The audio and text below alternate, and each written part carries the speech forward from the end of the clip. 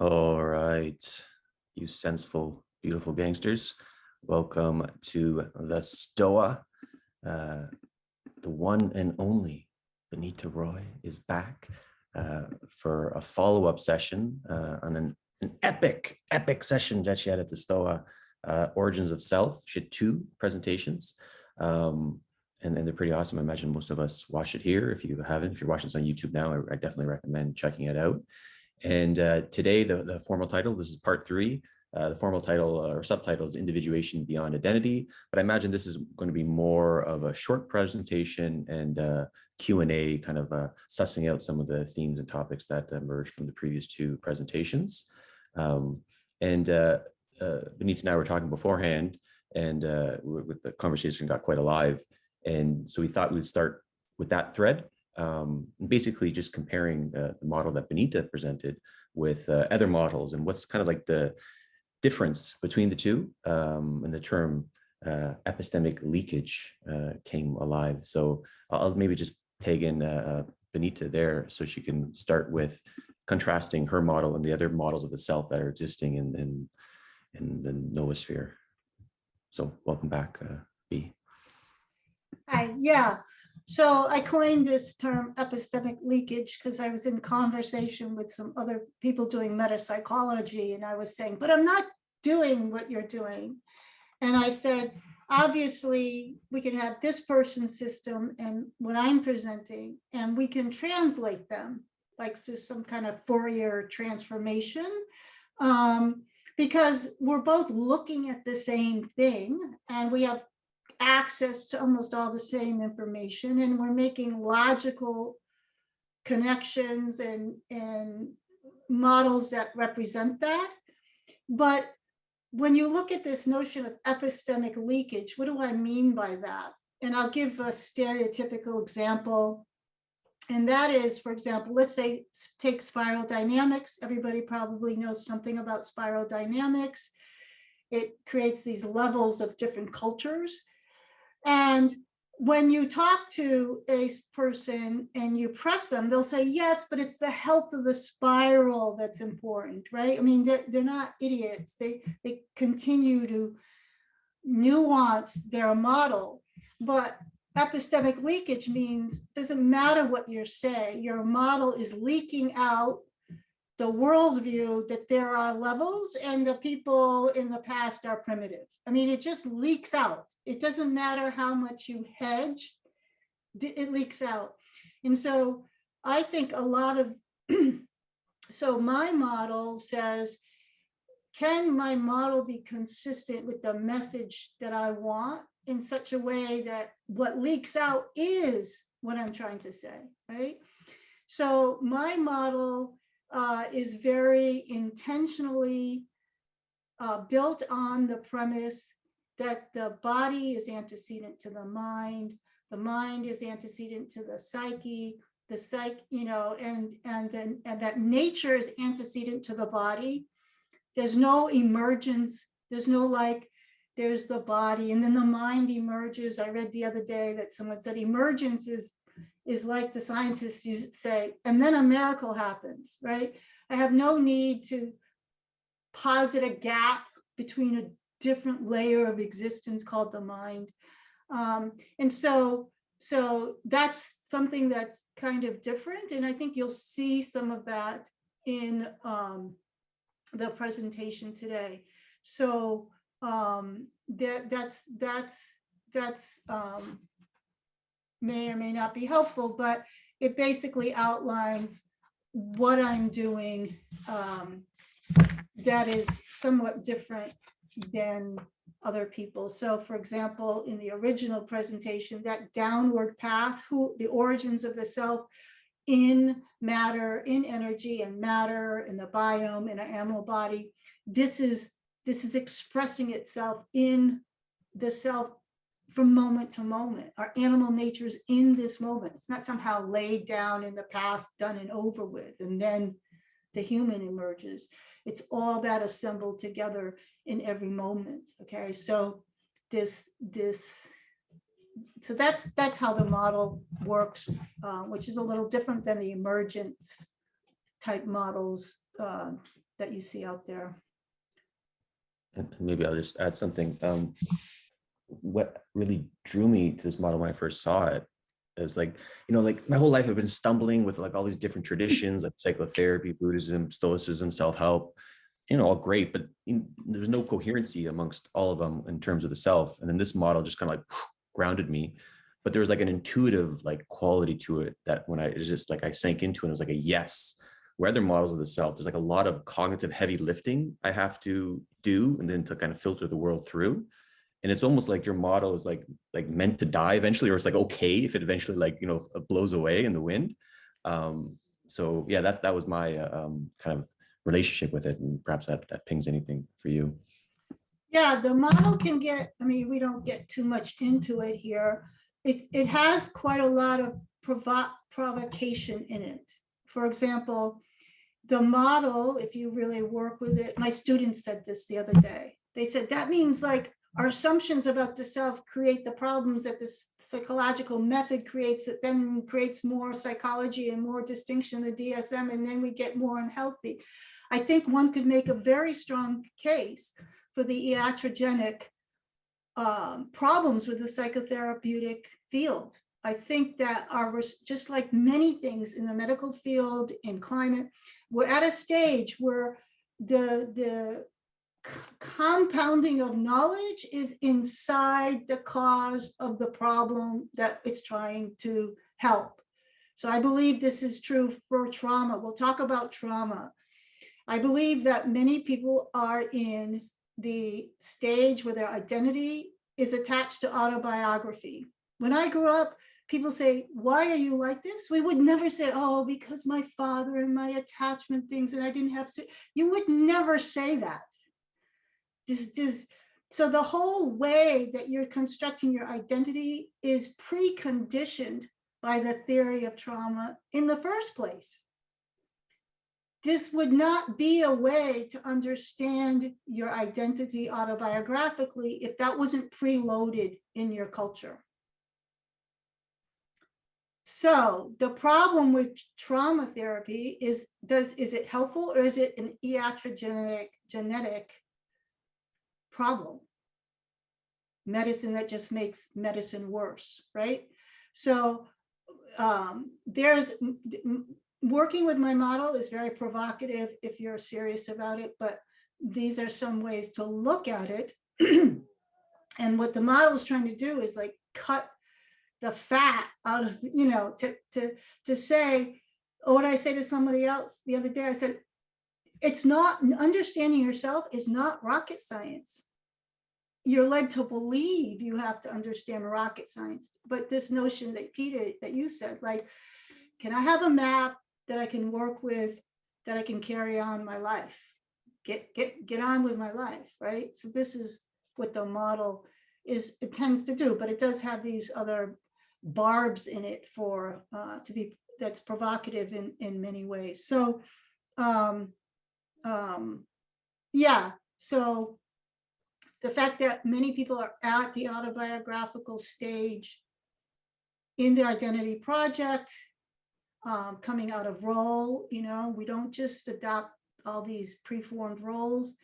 This lends itself to kind of energy that wants to be filled with information about why is this the case. Same with, you see this in identity politics. Why is my experience as a Black person? Why is this? What this whole big opening to the autobiographical self gets flooded with information, right? We're in an information economy, and it creates this cycle of preconditioning you to the means to make an autobiographical self. And it's yet another project that can go on forever. And last time we saw a cute clip of Suzanne Cook-Greuter saying, and then you see it. You see the project itself is yet another identity project. You can't really stand on it.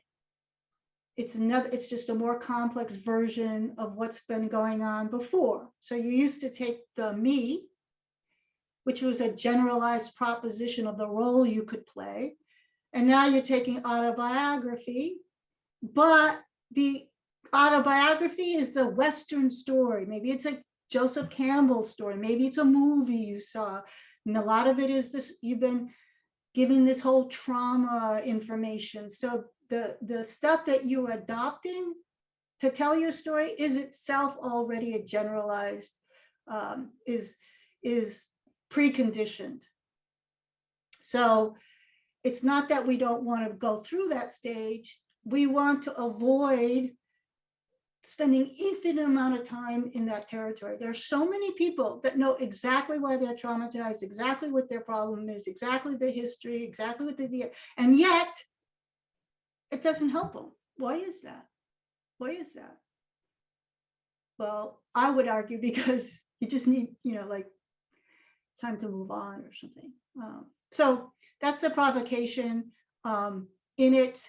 And there are obviously nuances that don't fit what I'm saying, but yeah, that's part of it. So maybe we could look at this. Presentation is quite short, and then we can get back to the conversation.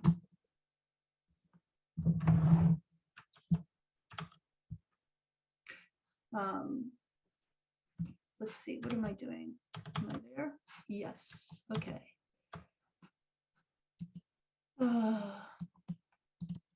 Okay. I want to be there. I want to get real first. Okay, so individuation beyond identity. I kind of like this screen because it shows that this is usually something that happens later on in life. There's no hurry. It's a long-term project, but it also shows that there's a sense of coming back to original experience, original ways of learning, like a child. And some of you I know on this call can really relate to this image. Yes, I'm talking about you. But I also like this image. Whoops. I also like this image because we're going to talk a lot about moving from reading the book of your identity like an autobiography versus emerging as a self from the story, right? So I thought this was a really, really powerful image of that. And it says something that the author is born, like being born. Okay, these are not in order. Sorry about that. So we'll be talking a lot. We're going to look at the move from this autobiographical coherence into more thinking about the self, the individuated self beyond identity. We're not necessarily going to go right into there, but we're going to look about the tension here. Now, one of the things that I've recognized in people moving through here is we go from, have it here. No. We go from the me is what George Herbert Mead called the generalized me. I'm worried I want to show up like people expect me to show up in the role that's appropriate to the situation. And then to do that, I have to have a generalized category that tells me what to do with my body, what code I use, right? Code switching, we all know how to code switch. So this is a generalized understanding of the self. And what's tricky moving to the I and then beyond is we get stuck in this autobiographical coherence because we moved from the generalized me to the idealized I. And this is a problem because there's no such thing as an idealized I. And you can start to see your autobiography is growing because you're trying to justify why you're not matched up to this idealized I. Okay, so if you take a moment to think, for example, of what part of yourself you're working on, what aspect of your experience you're trying to change. Like me, I have a lot of threat energy in my body, and I can overcompensate that with aggression, but I also have a lot of sporty energy in my body. So I like to fight, right? In certain is that an ideal way to be? Well, it happens to be who I am. Now, I could psychoanalyze why I'm like this till the cows come home. But the reality is, there's no idealized person. We'll look at some pre-formative ways in which you become who you are. But at a certain point, do these things cause problems for me? Yeah. Like sometimes I bark at people and people think, oh my God, I can't believe you did that. And sometimes it causes me problems sometimes, but also has energy when it's in the right place. That also has a lot of benefits. And I'm going to be who I am. I'm going to be who I am. And so a lot of people are constantly trying to clean up. I mean, these are all nuanced, clean up stuff that is who they are. And it's this confusion between moving from the generalized me to the idealized I. You could do this exercise on your own. Like, who do you think you're becoming? Right? And if you become that person, look around yourself. What do you think is happening? And then notice what's going on in your imagination of the idealized I. Now, the problem with our society is because many people are at this stage, everybody's checking everybody else to be the ideal, right? So you're too aggressive, you're too wimpy, you're too traumatized, you're neurotic, you're preoccupied, you're this. Nobody's letting anyone be in the general sphere of health. Everyone's trying to get everyone to hit the ideal target. And so we have this self-reinforcing loop, right? Which reinforces our own project. There's absolute lack of tolerance in these identity niches for people not to be the ideal, whatever, Democrat, the ideal critical race theorist, the ideal whatever. So this is the major stepping block to this movement. Does that make sense? Are there any comments, any hands up, or can we move on? I just want to make sure that lands. Okay, so what we want to see here is we want to move from biographical coherence into what I would call systems thinking. And that is to understand, well, what is this self then? Like, how does this thing, is it doing all this stuff? And how does it do all this stuff? And how did I become who I am? And part of it is the cultural system, but part of it is the self system itself, the operating system, what's under my hood. And this is a way to move from the story to understanding what's under the hood outside of a story. All right, let's see if I can work this. Okay, we're not gonna look at that. All right, so what we want to do is we want to say, how does the self arise? It arises from the core sensory motor self that we inherit from animals. Okay, so everything in your self structure, the body is antecedent to your self structure. We have to understand this. I know it's a big slide, but I'll go through it. So this is an organism that doesn't have a mind or a psyche. So a middle range animal. Okay, and basically your basic core self is only doing a handful of things, except it's a miracle how it does. So there's basically a dispositional state. At any given moment, you're disposed to listen, or maybe you're a little irritated, or maybe you're feeling lustful. There's a certain state you're moving from, because you're never homeostatically perfect. It's always alive. There's always the cat's always itching or scratching or whatever. There's internal states. So the affect streams, we talked about them, I think, on an earlier Stoa, they create your primary dispositional state. If I'm in a caring mood, then that caring mood is going to prime perception to look for things to care for. If I'm in an angry mood, then I'm going to funnel that into filter my perception. Okay. So basically we move from primary arousal through perception to actions that satisfy.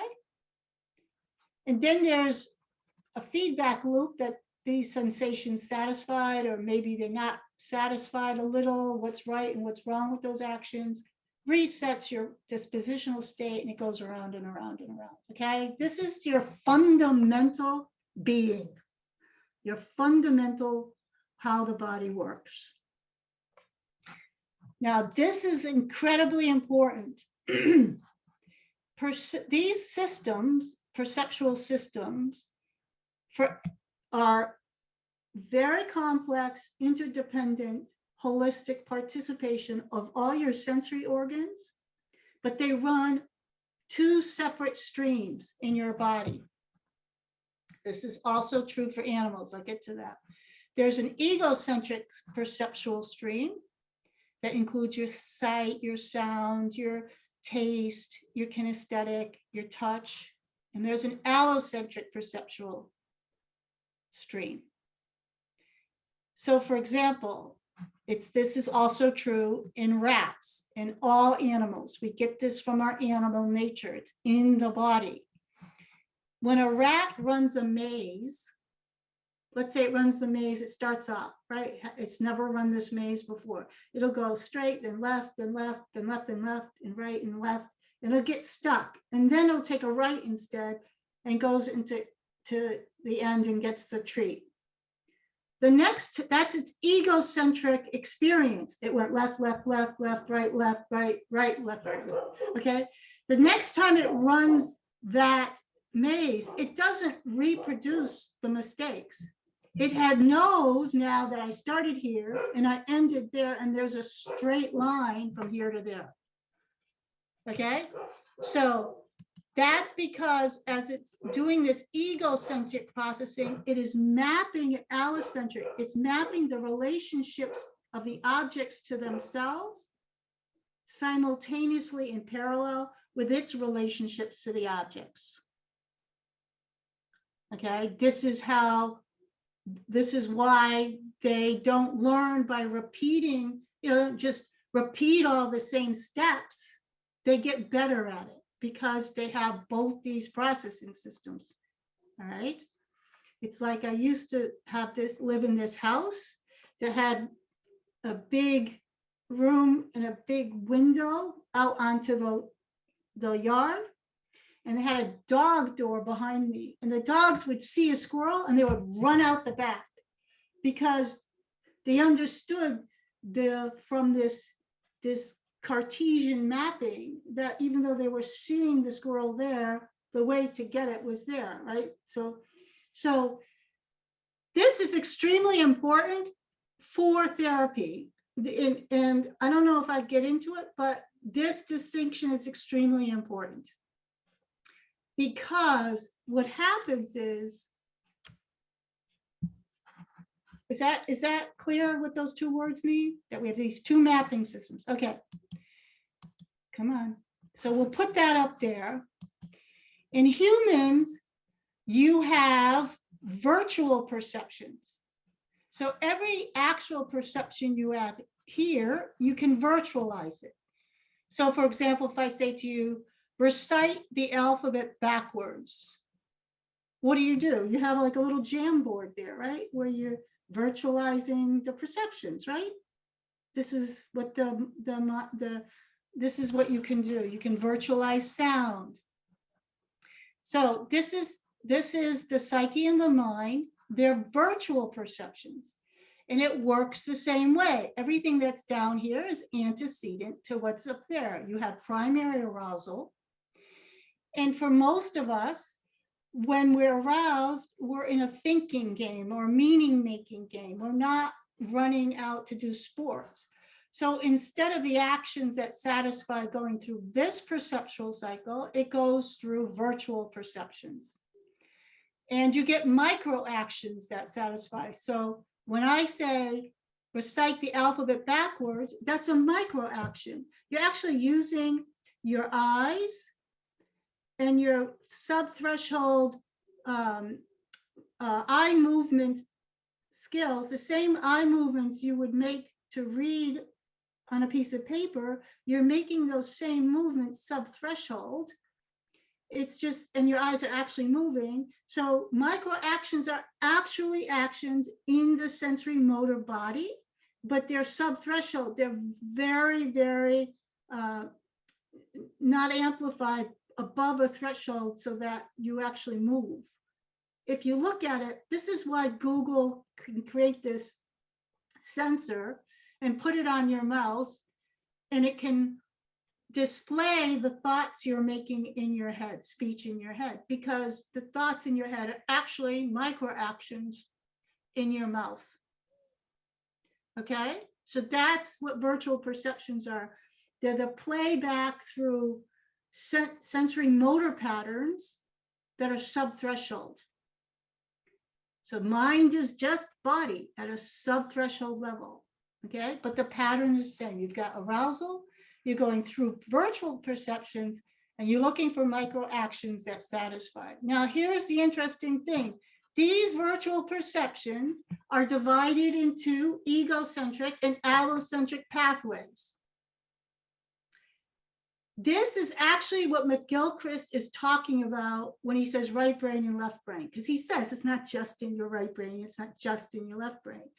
And I can show you research that shows when there's less hemispheric or right hemispheric damage, they directly affect whether the egocentric or the allocentric perceptual systems are online. So this is actually what the mechanism is that McGilchrist is onto. Right. And so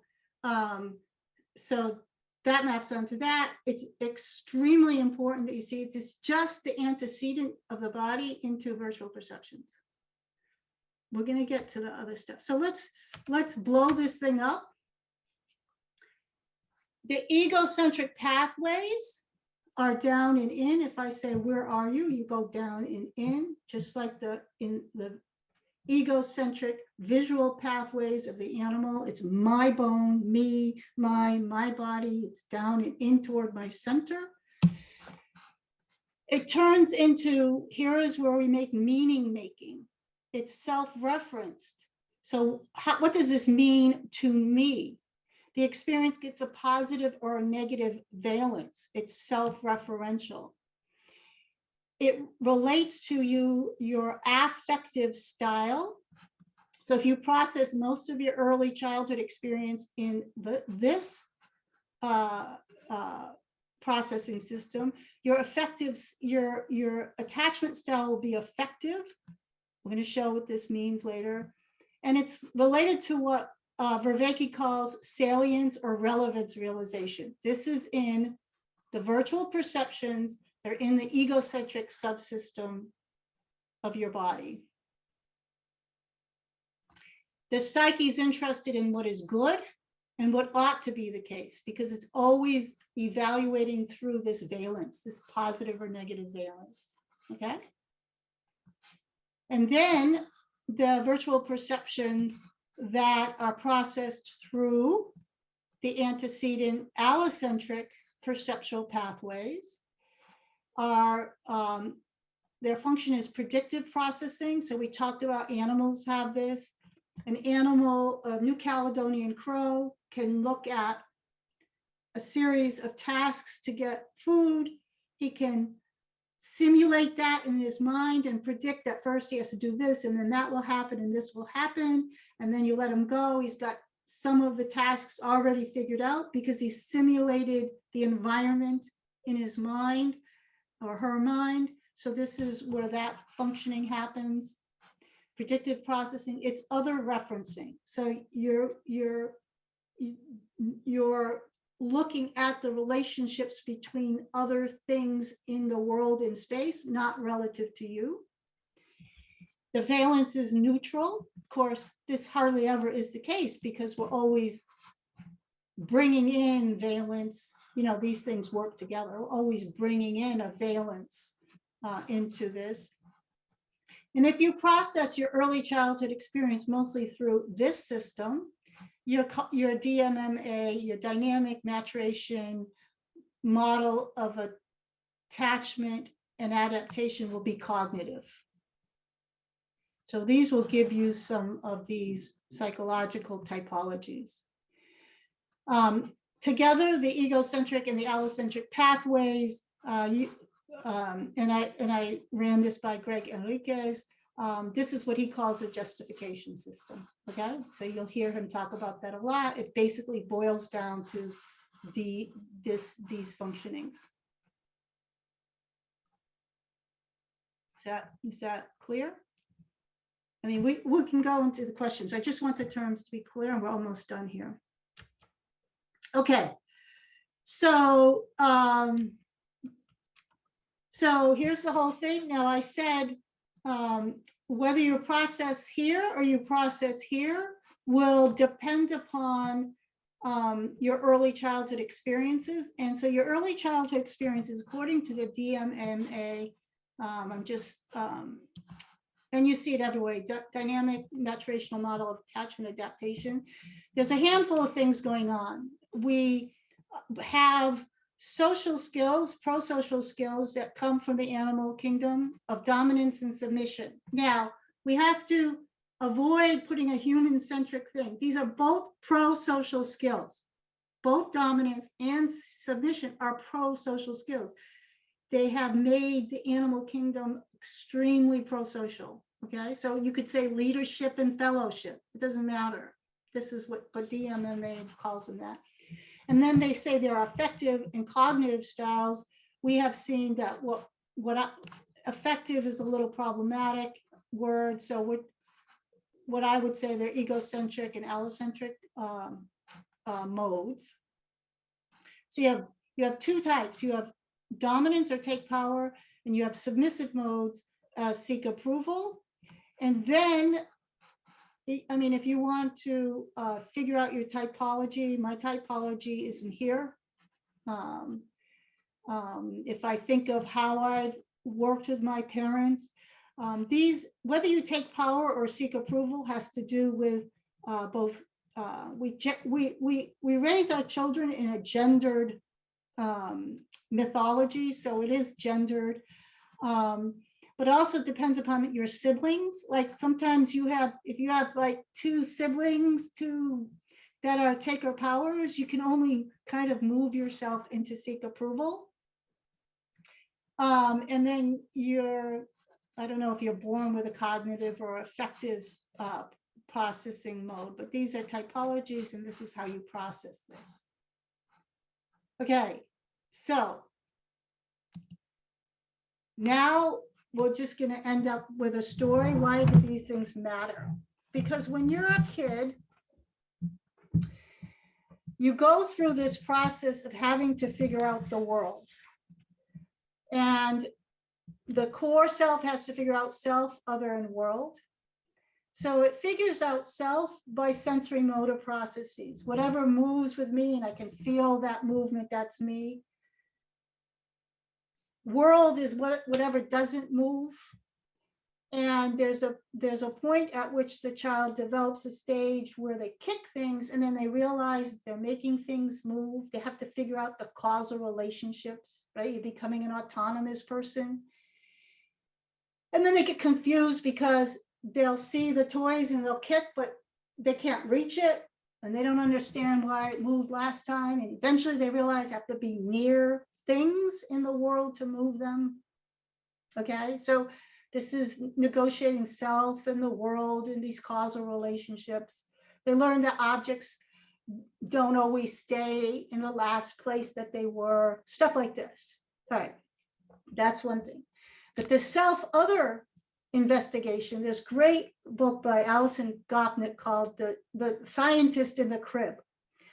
the baby has these two processing, meaning making and cognitive processing, and it has some dominance and submissive behaviors. It has a little toolkit, right? And this is the little toolkit it's got to figure out. It's actually very beautiful.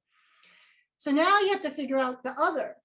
And you realize, you go through a stage when you realize that you have to be near things to move them. And this is the stage where you pull on your mother's face.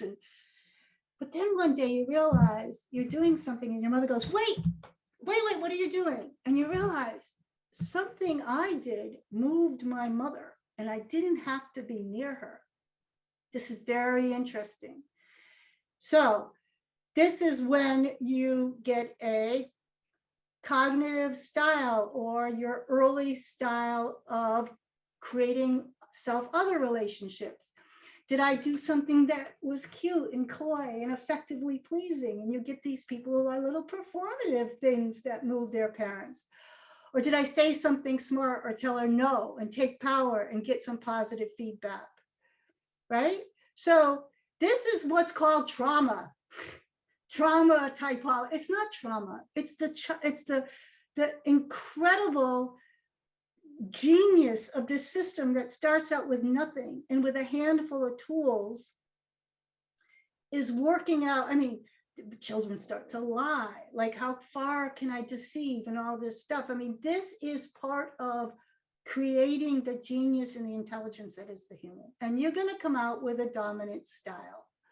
A lot of times with your parents, you can tend to seek approval for one, take power for the other, depending upon the dynamics. But these are not in themselves indications of trauma.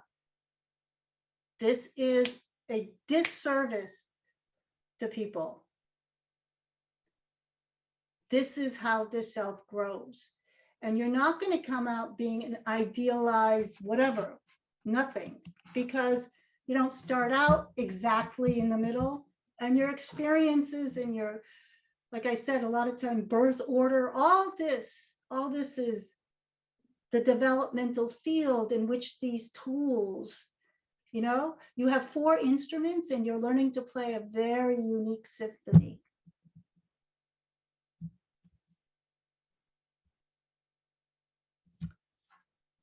So what's the moral of the story? That we need, because all of this work is antecedent in the body, we need psychotechnologies that train allocentric processing of information, not so much self-referencing, the infinite worry about the self. If you notice, I could show you that. So the last slide can bring us into the next maybe idea. So why is it important? Because we don't want psychotherapy. Well, clinical psychologists have to work with the kind of mind that comes to them, right? But from a metapsychological perspective, we don't want to say the nature of mind is like this. There's a difference between the kind of mind I have and what is the nature of mind. There's a difference between the kind of psyche we have, which are conditioned by rumors of trauma in many cases, and the nature of psyche. We want to try to reboot the system so that we can use the nature of mind in new ways to go creatively. With the nature of mind is this predictive processing, and the nature of psyche is imaginative meaning making, unconditioned by what's already in the hopper. For example, in our culture, bullying is a big problem. In some cultures, it's neutral. In some cultures, they encourage it. In Japanese culture, they encourage bullying. So is bullying positive or negative valence? These are the kinds of psyches you have. So we need to make that distinction, and we're not good at it. For example, you'll hear that the nature of the psyche is archetypal, but that's not true. Psychological archetypes only appear in the human condition relatively recently after the axial age. Indigenous cultures don't have archetypal stories, they have allegorical stories. So we need to be careful that we don't mistake the kind of psyche we have with the nature of psyche. And so what I'm proposing is that we need a definition of the real that's based upon what the body does. And once grounded in the real, then we can move from there to evaluating what is good and what is true. And that they need to have antecedents in the body. That they are not psychic and mental projects, they're embodied projects.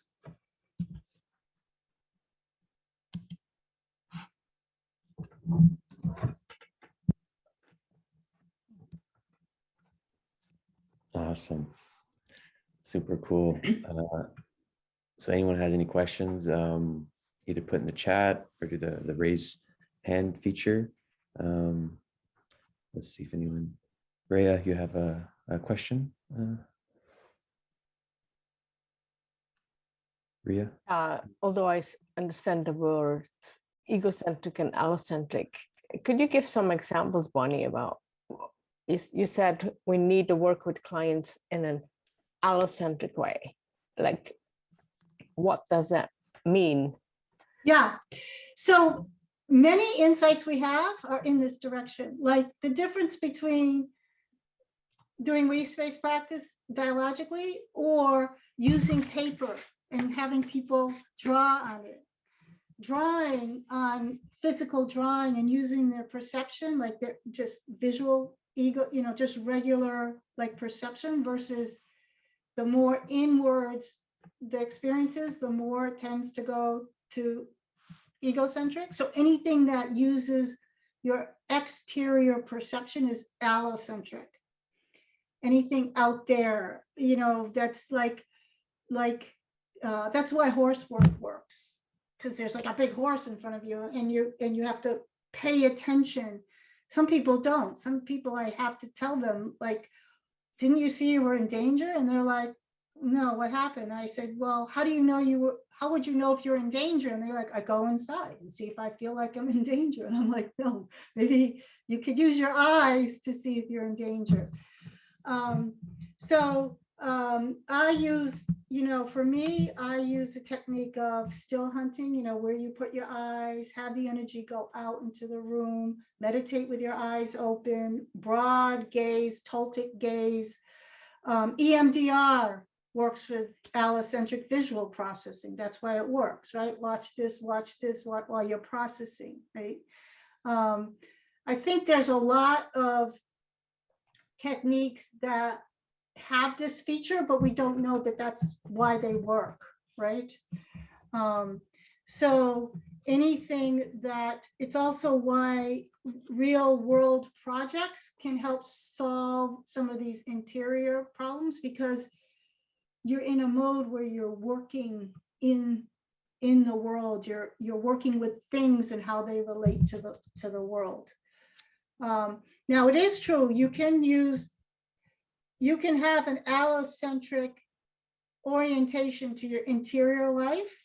It's just very hard to train somebody with that. It has to do, you can train with eye gazing, and it's basically what people, like when I said that jam board, see how you're looking at your jam board, so it's as if it's out there and it's not in here in my mind. It's not me, of me, in me.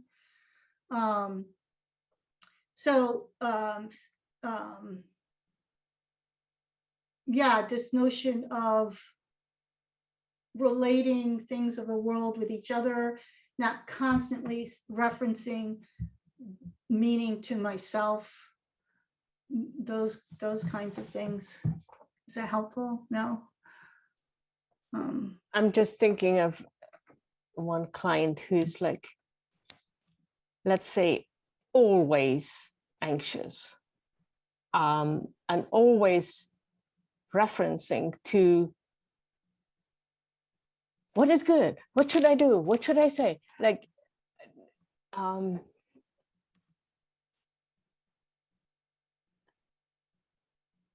so the referencing to even what it means to be in peace or in rest.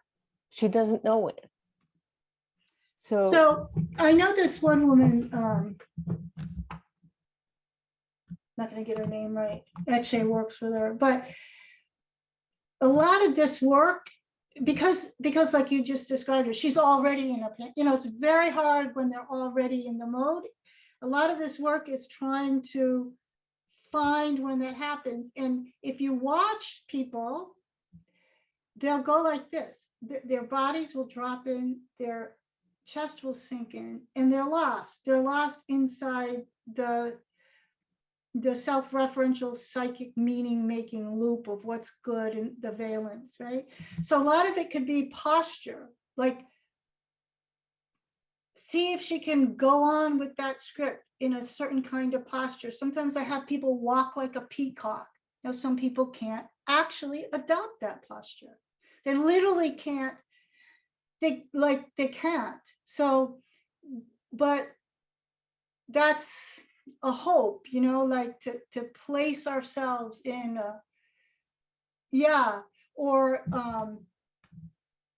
sometimes I'll ask, like, I think you saw me do it, like, I want you to answer this question, but I don't want you to move your eyes. And then you ask the question, and like this little thing, if you don't move your eyes, because people want to go in to answer the question. So these are tiny little micro phenomena, but you have to get it at the micro phenomenon, because once they're in, they're lost. The thing has got a lot of loopiness to it. So I don't find my suggestions very helpful or hopeful, to tell you the truth. At a certain stage of this, the thing has got so much energy. So I want to honor that. But I know that some of people, like in the pop-up school, have been doing just the gazing thing and have found a big difference just in how they're processing meaning.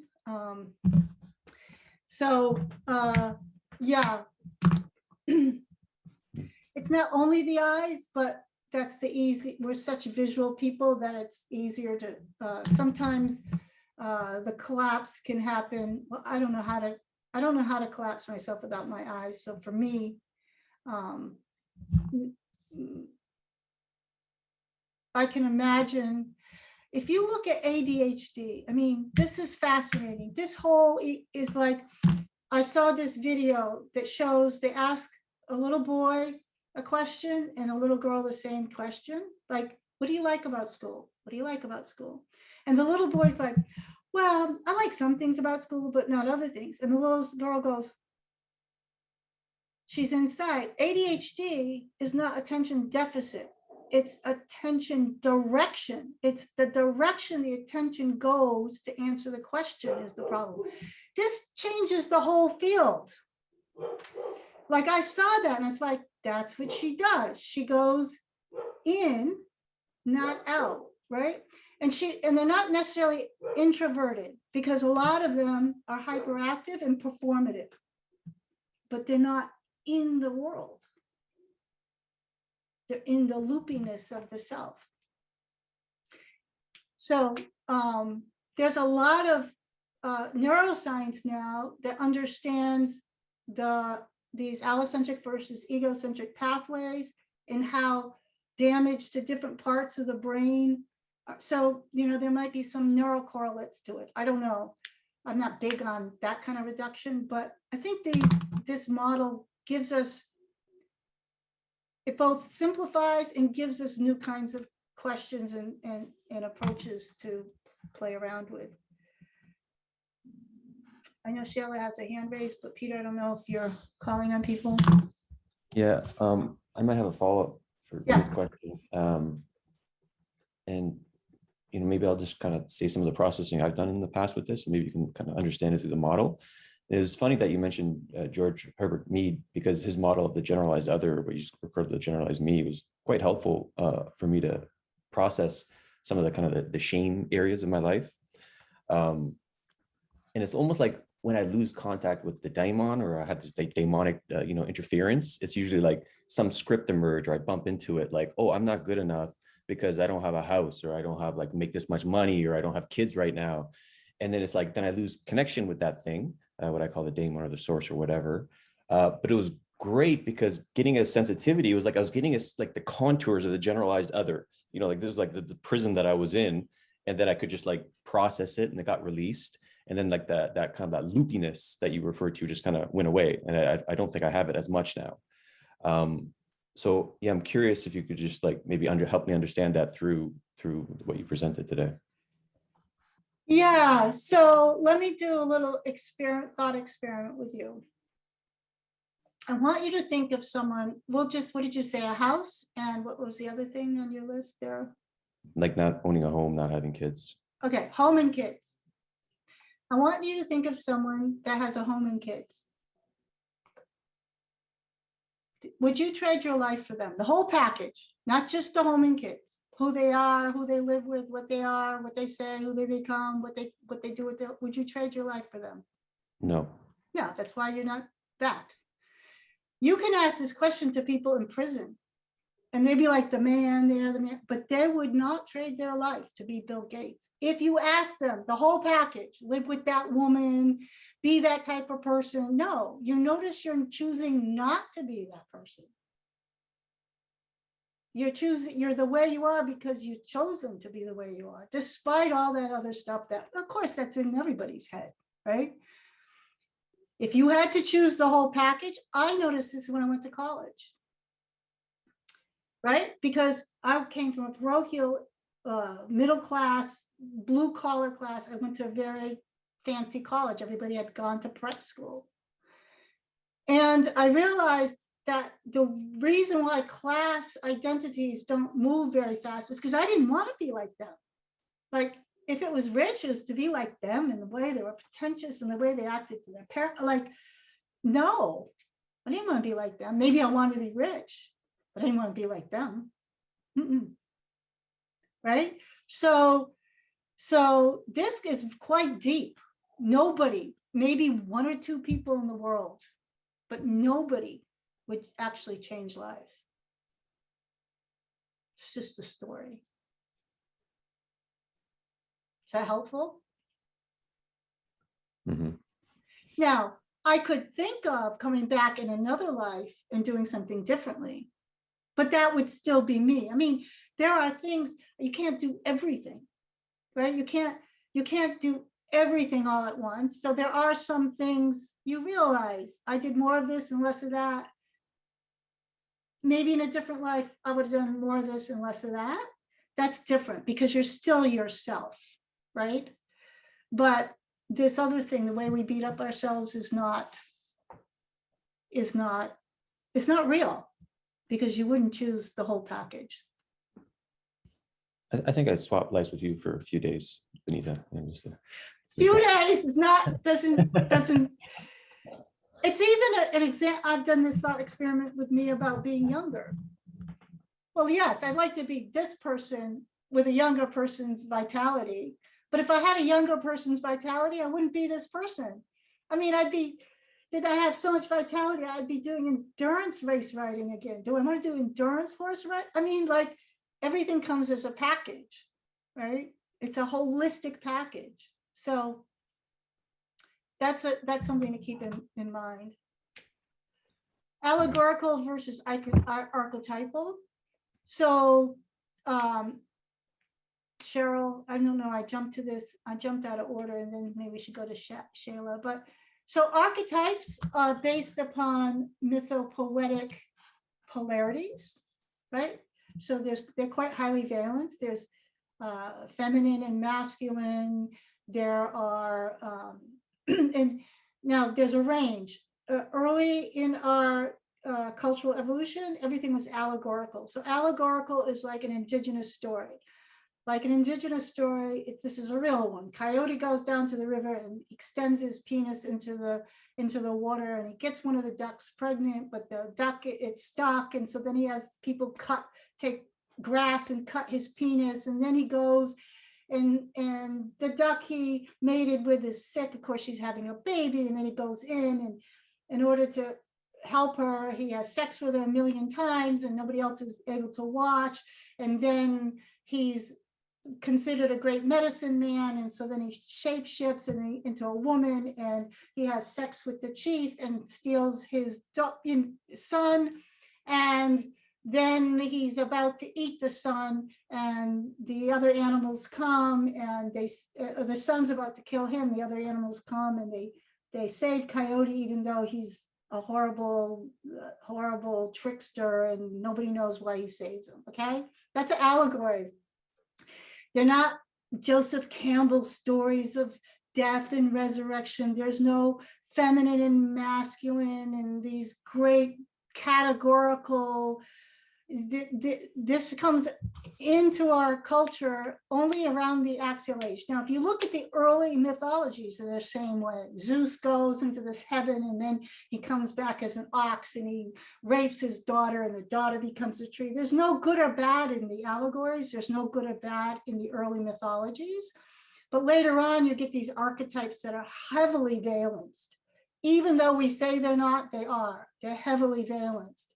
So the nature of the psyche, there is not archetypal. That's not the bottom of the psyche, and not even allegorical, but certain allegory is deeper in the stack than archetypes.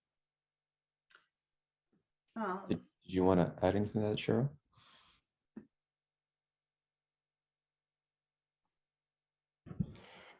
Yeah, there's something feels very resonant in what you just described, and I think I'm curious about what shifts when we move from these very, I guess, an archetypal way of experiencing psyche in these polarities into this kind of dreamlike allegorical landscape that you described, in terms of just like world building and ethics, actually. Yeah, so you hit the nail on the head. When you're doing this process that I'm doing, like the body's antecedent to the mind and nature's antecedent to the body, there's a bottleneck in this process. And that is that when we look at nature from an allegorical lens, or just nature as itself, we see that it has no moral or ethical foundation. Okay. Hartshorne said nature is filled with incommensurable goods. So it's good for the fox to eat the rabbit so she can go home and feed her babies, but it's good for the rabbit to escape so she can come home and feed her babies. These are just incommensurable goods. Now, what's fascinating, this is like weird stuff, but what's fascinating is this is also a religious or theological question. And it's in Graeber's book with the Amerindians, because some kings and chiefdoms in the Amerindians or these other kingdoms in early culture, they were the people that established the laws for everybody else. So everybody else under the king was equal because they were subservient to these laws. The king himself was not subservient to the laws. So in order to make that reality, they did horrible things like kill the virgins and human sacrifice. And when they died, they killed all their relatives. So he argues that the king is doing ostensibly unethical things to prove he's above the law. This is how it ritualizes in our culture. Okay, because of this point in our culture history that's not figured out yet, is where does ethics come from? Is it made up? Well, it's not in nature. If you really see, it's not in nature. Now, this is also a meditation Kierkegaard had. He meditated on when God told Abraham to climb the mountain and kill his son. Now you see, our gods are monstrous. Just like the kings and the Amerindians, our gods are monstrous. They send their only son to be persecuted. They create people who don't have the capacity to distinguish good and evil, and then they're forever damned. Our gods are monstrous because they're above the law, which means they're like nature.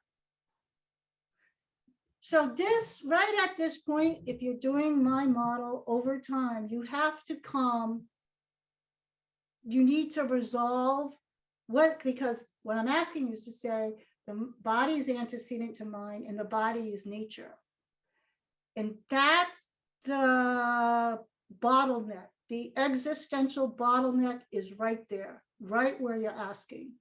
We're not going to go into it, but that's the journey that it's an intuitive question because that's what's operating in the basis, the fundamental basis of our psyche.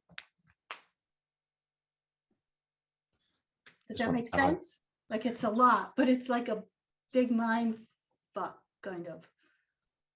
Yeah, I just want to dive down that rabbit hole that you just opened up right there. But can you see, we're also dealing with it in our cultural history, in theology. I mean, this is there.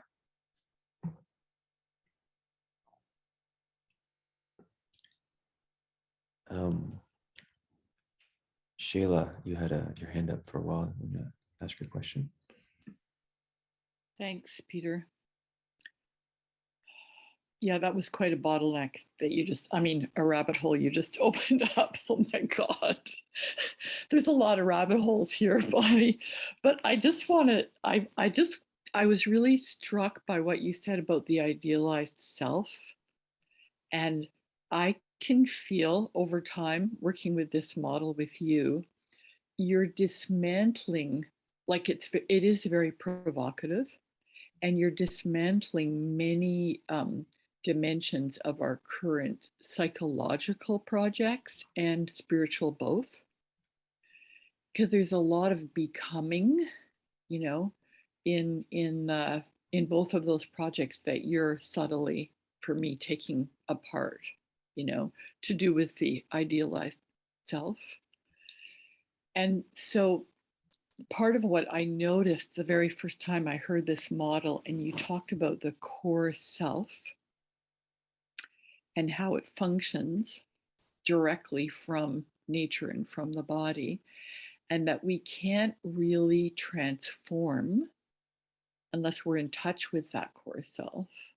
And then you talked about how our you know, our ego structure is designed to disconnect us from that, and that many, many humans live their life never coming back into any real direct contact with the core self. So I when you said that, it opened up in my body, you know, a knowing I've had for a long time. And when I'm working with my clients now, I notice like their eyes, I notice so many things that are going on that I never noticed before. But I think the biggest thing is how there's so much in our culture right now about trauma. Like it's everywhere you go. And there is a way that the trauma culture is perpetuating this self-referencing loop that for me is becoming incredibly tedious and limiting. And it most of the time it appears invisible, as if we're going to get somewhere, when actually the loops are just feel to me like they're getting tighter and tighter. Yeah, and the whole, if you think about, I was talking to someone the other day, and she teaches at the Parsons New School, and she has a friend who, a young black male man who teaches theater or performance or dance or something like that. And he had his new students, and I'm not sure what the context was, but he, is a multiracial, diverse group of people. He's a black man, young black man, and he had them watch the movie Roots. And black people in his class complained that he forced them to process their personal experience in front of people who could not share that reality, and they got him fired. That was traumatizing. So this is bigger than just the little internal processing that we like. It's really virulent, and it's a reduction. It's a disservice to what the child has come through and done in the intelligences and the way the scientist of the child works, and that you've adopted these tools, and you've become unique and a little odd, but there's this but the society is holding up an idealized self as the mirror, and so nobody qualifies. Look at Jordan Peterson, like he's a freaking wreck, right? That's okay. Like, and then we'd be like appalled when we find these gurus are actually like wrecks, right? But we shouldn't call them wrecks, I mean, I know what you mean. I actually have come to really love Jordan Peterson. I'll tell you another thing. Read Graeber's Dawn of Humanity. You'll never want to be an Indigenous person again. Those people were crazy. Like, I mean, he just tells it like it is. Like, they weren't perfect. They weren't, Rousseau's. They experimented with a bunch of things, and they were monsters just like we are. And talk about getting caught. So idealizing something. I can feel this shift that you're offering. And if we go back to the indigeneity work we did, I can feel it's almost like the sense of being, which I very much connect with the mountain. The sense of being, is getting much more alive. And I'm very touched with Peter's exploration of the stories that make him think he needs to be someone else, and that question, like, would I actually trade my life, is so powerful to really wrestle with that question in a real way. So thank you for that. Yeah, we didn't do indigeneity like that. We were very clear. We weren't going to try to be some idealized Indigenous. Yeah. Anyways, for me, it was an eye-opener. Like, I could tell part of me really wanted to find that beautiful society in the past that we lost. He didn't deliver. Sharon, you had a question or your hand raised? Yeah, you were talking about, sorry, I captured that question, and where did I capture it? You were talking about therapeutic interventions and psychotechnology being more allocentric versus egocentric, I think was the one you held against that. But it struck me that learning and education as well wants to be in that. I guess learning is, education is one of the psychotechnologies. So, and then just what you were saying a minute ago about the story with the black man, and he's maybe trying to move people into an embodied or experiential way of understanding things. And with all of the protections that are built around, anything that even smells of discomfort nowadays, it almost feels like it's getting increasingly difficult to have an allocentric experience in any realm. I'm thinking about, kids not being able to walk themselves to school because somebody's going to call Child Protective Services because they got on a bus when they're 12 instead of 16 or something. Like it's getting more and more difficult to have an actual allocentric experience because we're so afraid of trauma, pain, accident. So So these things have an amplifier, right? So the more trauma story the parent has, the more, and of course, I'm reading this book, Raising Parents, and it's a lot of clinical studies. And of course, the material conditions of a lot of people are real, their neighborhoods are very dangerous. They don't have good food. Their parents are violent. I mean, there's all kinds of stuff. But there's also, there's a real question about whether we're, given that these conditions do exist, whether we're less capable of surviving them and being resilient through them than we were in the past. Whether the question is whether the methodology is iatrogenic at this point.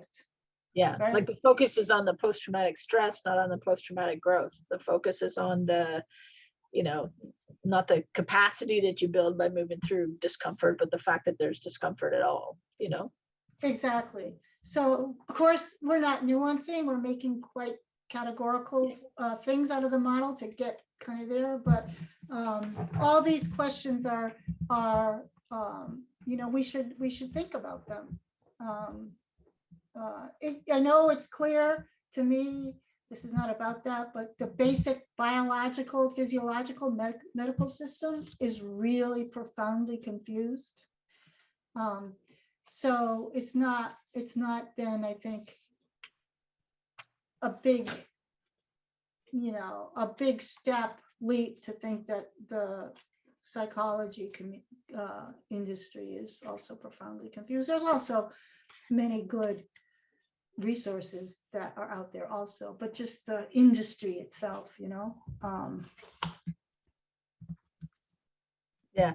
So I know we're almost at time, but do you see any path through this in terms of re-engaging our willingness to be with the discomfort, or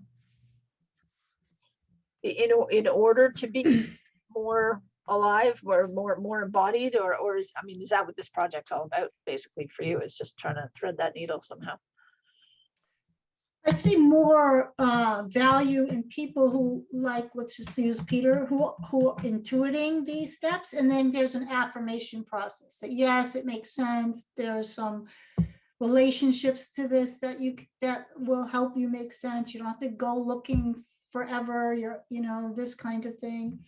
I'm supposed to be writing a book on the philosophy of transformational education that talks about how do we teach to the core self.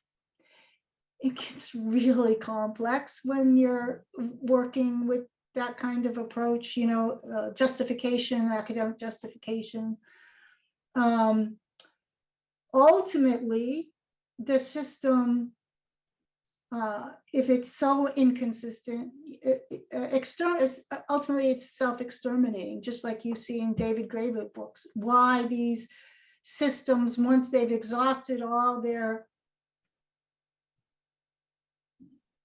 relationships, they disappeared from the archaeological record, and then pieces of them show up as new experiments in civilization. And so ultimately that will happen by itself. But any chance of, liberating some individuals or just tweaking some of these technologies that people are already doing. And like Shayla said, I really watch the eyes now. I don't have to get into so much complexity. Yeah, this is interesting territory. I'm very, very, very nervous. If there's one practical application, is that we're about to roll out mindfulness training in schools, which is a very high power asymmetry.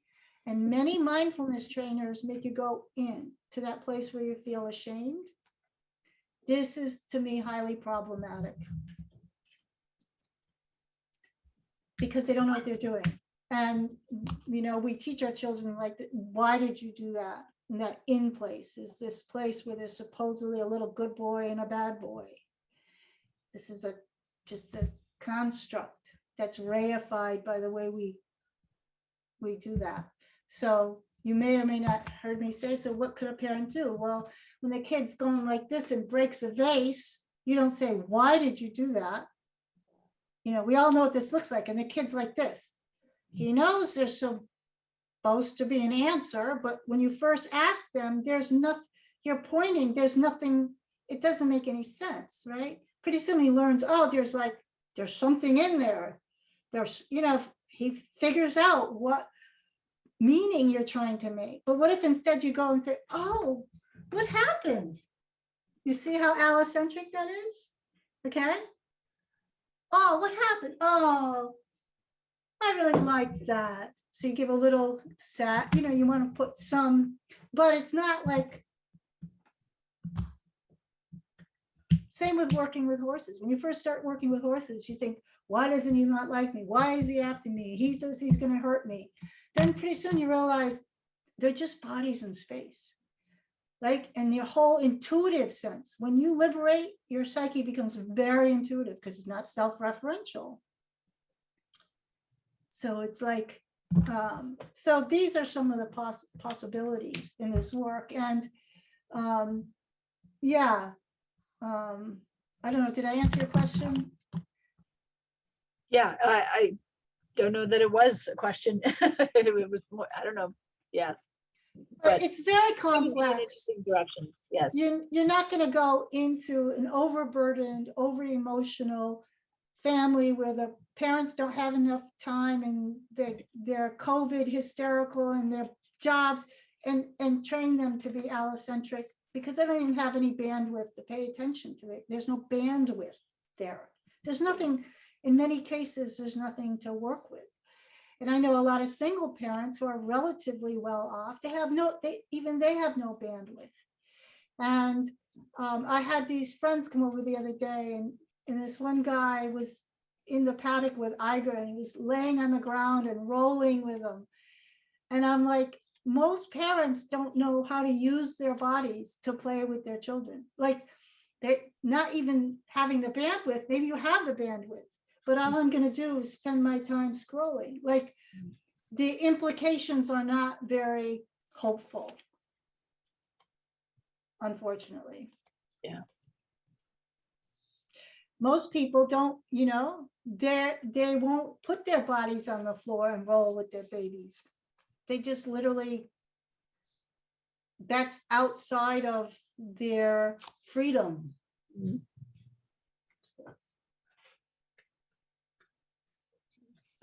you have time for one more question, Bonnitta? Sure. Debbie Downer, just call me Debbie Downer. Victor, you had a question. Do you want to read it, or do you want me to read it?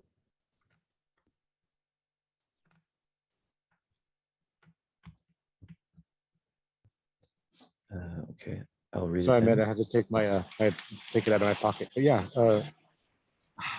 I appreciated the I don't know what I was calling that that conjoined triangle, you know, model.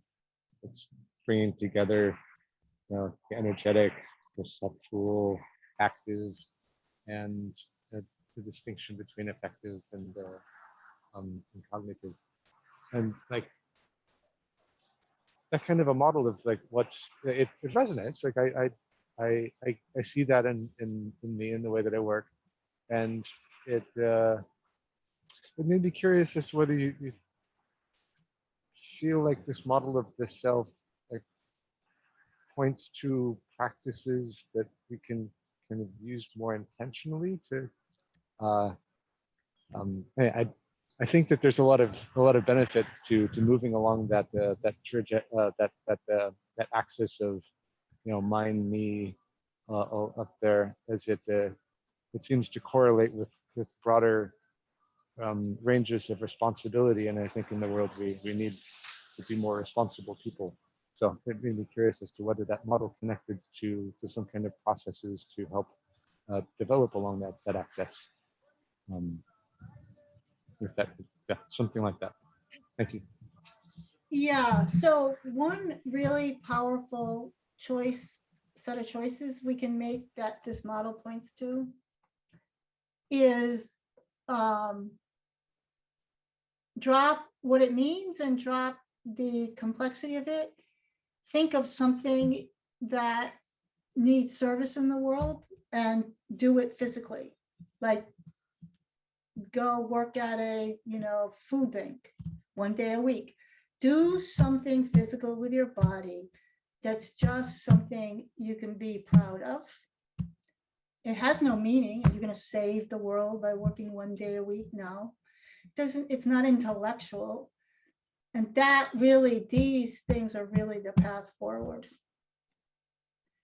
And resist meaning making about, you'll feel it like, why are people poor? The freaking government. No, resist all that and just continue to put soup on the plate.